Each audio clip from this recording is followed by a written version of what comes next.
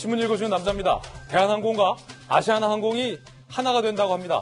그런데 국가 예산이 엄청나게 든다고 합니다. 조간신문 함께 하시죠. 먼저 동아일보입니다.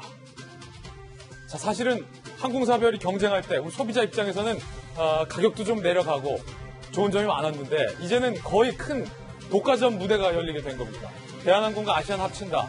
적자난에 매물로 나온 아시아나항공, 대한항공에게 주기로 정부가 결정을 한 건데요. 정부는 양대 항공사 통합을 공식화했습니다. 동반 부실을 막기 위해서 고육지책이다라는 얘기가 나오고 있는데요. 정부가 더 정확히 말하면 산업은행이 8천억 원을 투입해야 합니다.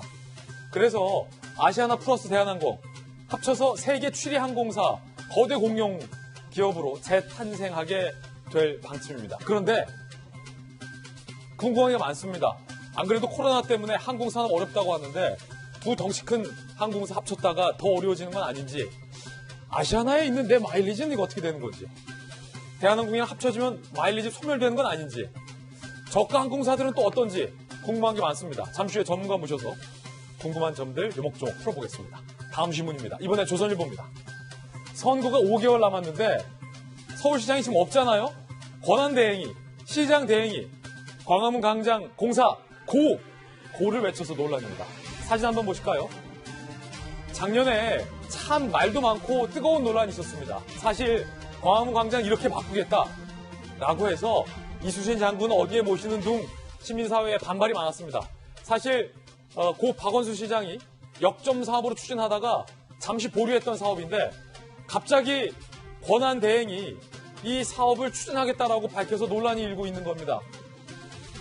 정부와 서울시가 그때 당시 충돌하기도 했었는데 왜 그런 걸지 잠시 후에 이야기 나눠보겠습니다.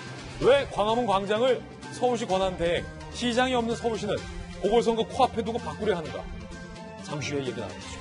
다음 신문입니다. 이번에 한국일보입니다.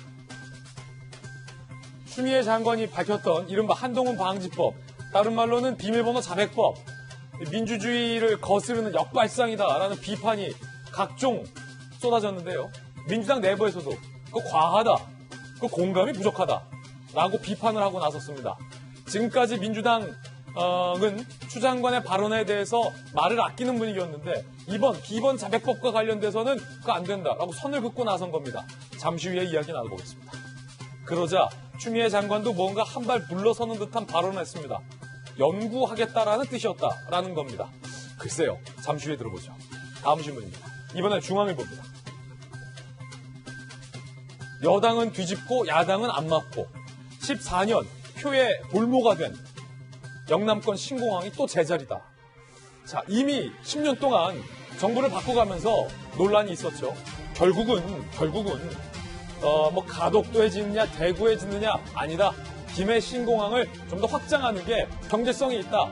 프랑스 전문가까지 모셔와서 결정을 했는데 여당이 부산 보궐선거를 앞두고 가덕도 신공항이 맞다라고 이른바 김해공항 확장 방안을 백지화 뒤집기로 해서 논란이 일고 있습니다.